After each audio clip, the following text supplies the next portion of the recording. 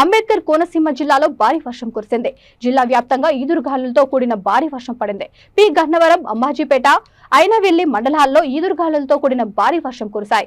భారీ వర్షానికి రోడ్లు జలమయమయ్యాయి. ఉదయం నుండి అధికంగా ఎండలు కాసి ఒక్కసారిగా వాతావరణం మారింది. ఉరుములు మెరుపులతో కూడిన వర్షం పడింది. భారీ వర్షానికి విద్యుత్ సరఫరా నిలిపివేశారు.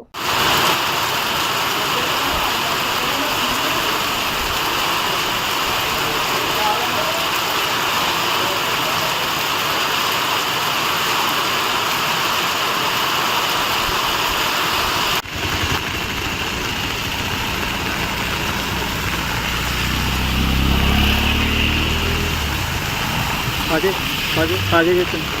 కూర్చో కూర్చో